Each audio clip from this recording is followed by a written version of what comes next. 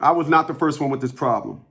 And for me to, when I first started this Holocaust, for me to reach out to a couple of attorneys and hear the nonsense that they told me, it was like there was no protocol in place to deal with this stuff. Mm-hmm. So I definitely appreciate that, man. I do. I really do. Yeah, I just so happened to run across your page. I mean, one of your messages, and it struck me so good, man, that it raised the hair up on my arms like it is now. Just to hear, you know what I mean? Just to hear the same voice on the line that I see on videos. And I was like, man, I said to myself, I said, you know what? This brother done put 20 years, and here I am, been fighting this same ordeal for probably more than that. And I was like, you know what? I gotta go with it. God, I gotta go with this brother. My man. So, you know, I've been going through a lot, man. And, you know, these people, me and her had came to agreement. And, you know, I was going to give her money out of my pocket. And she moved on and I moved on. And we, you know, got it signed off on the judge and everything. Mm-hmm. And then she turns around, like I made like 2 or 3 payments, gave her to her in hand and everything. Everything was going good, and then all of a sudden she goes behind my back and she files for TANF, and TANF gave her money or whatever. I never knew nothing about it until all of a sudden I got a summons through my job. And let's be clear on that. That is actually some type of welfare assistance where they actually build you for the monies that they gave her, right? Yeah. And Okay. I got the paper right here. It says TANF, non-TANF, of $3,000 and something odd dollars that they gave her.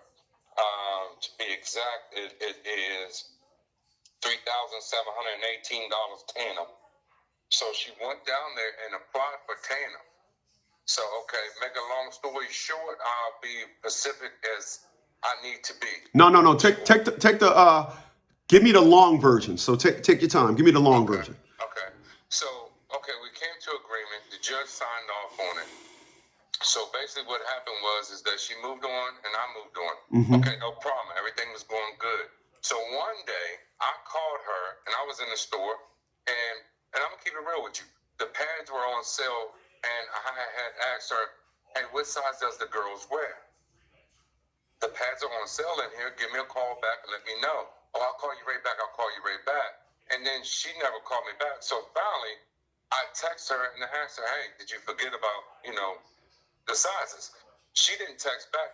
Her boyfriend called me using her phone. So when he called, I asked her, and then all of a sudden I caught his voice. He said, man, don't call here and all this and all that unless you're... I said, listen, bro, just give her the phone. And so from that moment on, no, nothing. She blocked me and the whole 9 yards. Then, like, not even 2-3 weeks later, I got papers sent to my job. All because of that. All because I was trying to get some pads for my daughters and ask her for the size. Ever since then, been going straight downhill. Listen, I don't know you, but I'm gonna correct you. That ain't the reason. She already had it in her mind that this was the course of action she was going to take. I'm pretty sure. Yeah, no, I actually just did a one-on-one with an individual, and I had to help him understand. There are 2 mind frames, state of mind, excuse me. That is an adult or a child.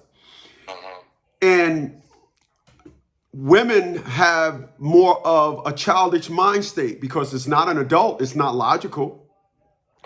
They do things that you would think someone that is like a little child is unsupervised would do. There's no adult narrative to the things that they do. So they come up with an analogy, and especially when they have a new guy. The new guy represents you now, and you're now the enemy. So, and like I just told this individual, he said when he first got with he ended up marrying her, his wife, he helped her with a restraining order with the guy that she was dating before. I said, listen, man, don't ever help a woman with her ex. That's none of your business. But men, unfortunately, they get sold a story, a narrative, and they like to jump in and play hero ball. With all that. Yeah, so that's that. So she went down there and got welfare. Did you get a copy of the affidavit? Of the child support order or whatever? Well, she went down to. So basically, okay, so, all right. So after she did that, right? Mm-hmm. So basically, she put all three kids' name on there. My son and the two girls. She put them on there, right? Mm-hmm. And she said that she had custody of her. I mean, that they resided with her. Okay. She lied to welfare. She lied to them saying that she had all three and living with her, which is a lie. So Where do they live? Huh? Where do they live? My two girls live with her. But my son uses his grandma's address and he lives with her. And he goes to school in Manassas. Mm-hmm. So the girls go to school from where she lives at. How long ago was this? Not too long ago. Mm-hmm. I went to the school, and so I called social services and asked them, I said, hold up, you mean to tell me you give her TANF and y'all didn't even bother to even do a background check to see if the kids resided with her or not?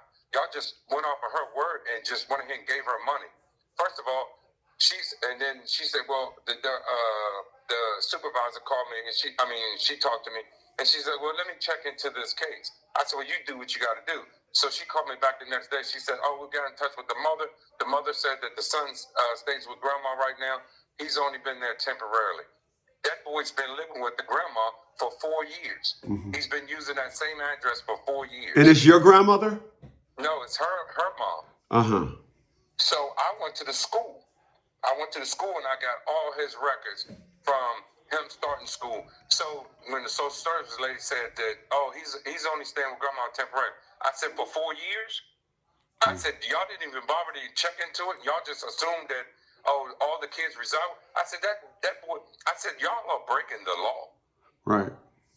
Well, he cannot be resided in grandma's house, and she's getting money for him. Right. And she resides somewhere else. Mm-hmm. Mm-hmm. So when I said that to her, she was like, well, Mr. Burke, let me get back with you, and never got back with me. I said, okay, you know what? Enough is enough. I'm tired of the bullshit. Yeah. Yeah. Hey, listen, man, I'm glad that the way your situation happened, it was a clear and cut, because they're not interested in the truth. They figure they'll give mothers money and bill fathers. It's the scam. Yeah. It's the scam. I mean, it's sad, man. It's sad that, you know, it's sad, dog. I mean, be honest with you, man. The money that she gets from me, $321 on my check every week. Every week. She gets $321 a week? $321 a week from me. And it goes to welfare. Yeah, no, that's a whole different category, buddy. When she gets TANF, they give her a clear-cut check of a certain amount, which came up to $3,718. They want me to pay that back. That's not even top of child support. Mm-hmm. Mm-hmm. Well, listen, the Constitution states that if any part of a transaction is wrong, then the whole thing is wrong.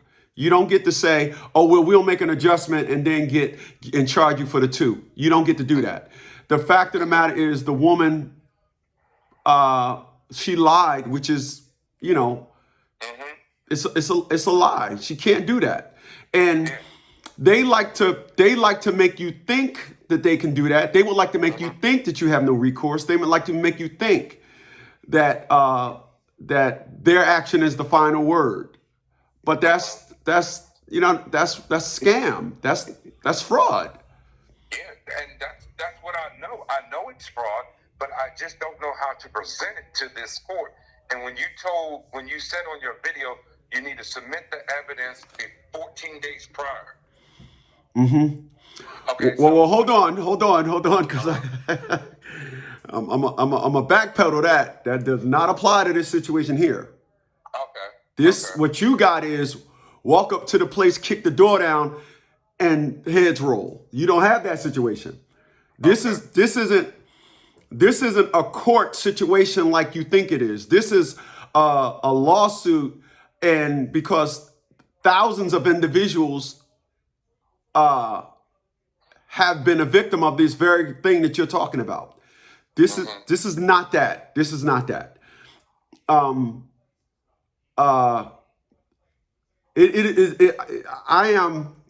hate to say it, but I'm kind of happy.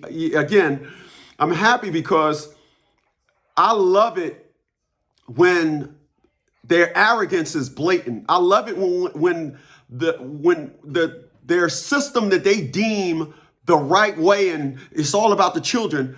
I love it when it is have some holes in it, and I love it when it's by any means necessary.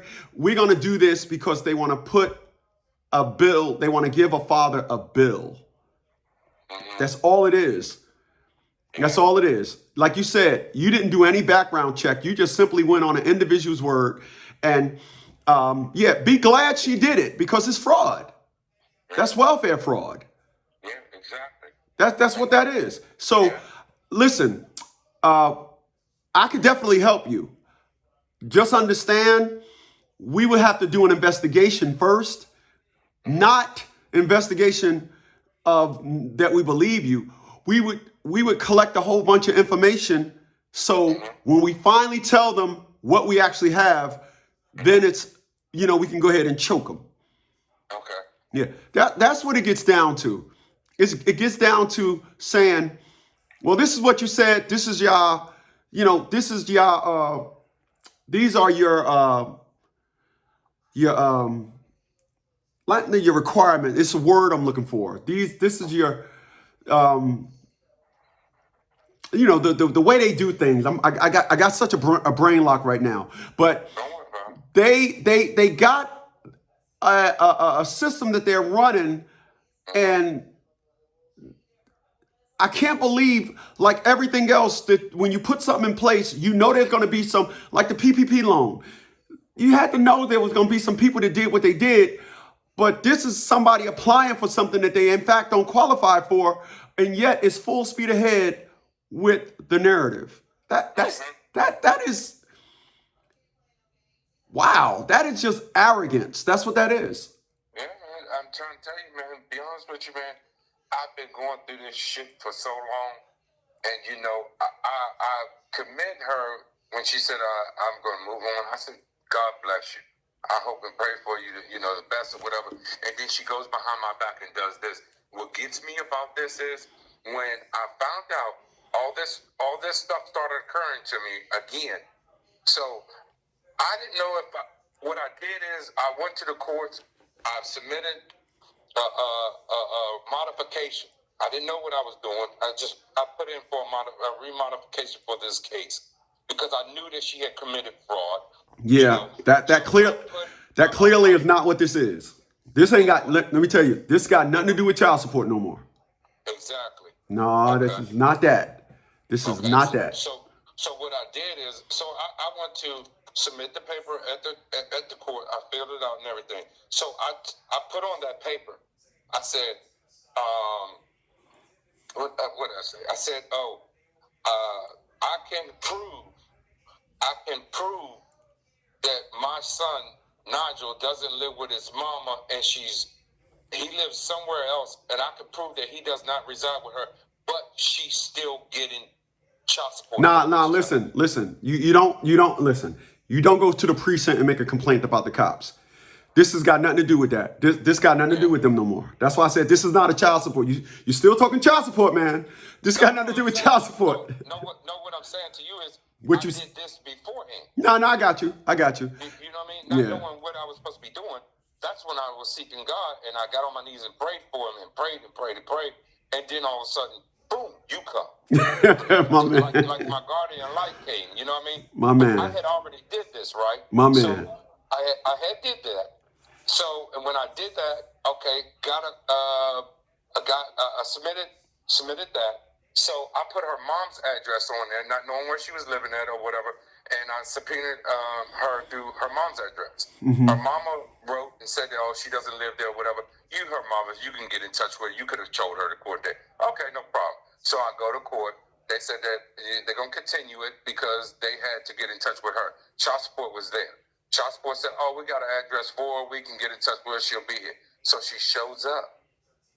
So when she shows up, the judge orders both of us to bring W-2s, proof of W-2s, the last couple page stubs. Right. He orders both of y'all because he want to make it seem like he's not pointing her out. Yeah.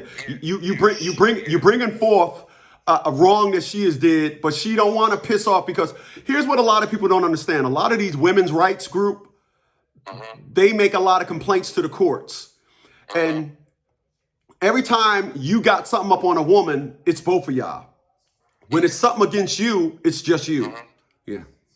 Yeah. Yes, because see, it just seemed like it seemed. See, that's when I started getting on my knees and praying, because at the same time, when I went to court and then they asked for both of our stuff, right? And so when they asked me that, I'm like, so they mean to tell me they're just gonna skip over the fucking over the point that she did commit fraud, right? So you just gonna look over that shit, right? And I was like, oh no, no, God, please lead me the way. Listen.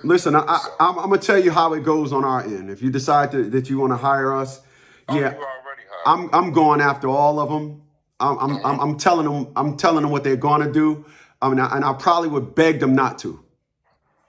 I really would. I love what I do, and I would ask you to get names. I would love to ride high in on a horse and help the mugs understand. Y'all think this is about child support? No, we passed child support. Yeah, no, this got nothing to do with child support. When you file a false document in court, that's called perjury. I don't know why it's not called perjury now. It's perjury. You know, but the unfortunate situation is you're bringing about this under the guidelines of child support. And that's why they said, well, we ain't going to tell him how to go about doing this. So they only did what they was being asked to do. That's it. Yeah, that's all. They were just doing what they've been asked to do. I'm going to ask you to hold on for a second, okay? No problem.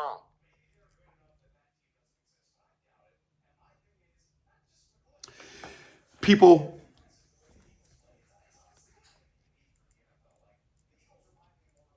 that is a crime. And this is where I'm at my best. This is where God made me. This is why God put me in this situation. Remember, I told my daughter, I can fight your mom with one hand tied behind my back, blindfolded. However, I can't fight you with an army. There are just some people that live on this planet that enjoys a good fight. I got to thank my brothers. A lot of people need to thank my brothers, because I love a good fight. I love that shit. 732-947-1988. Later.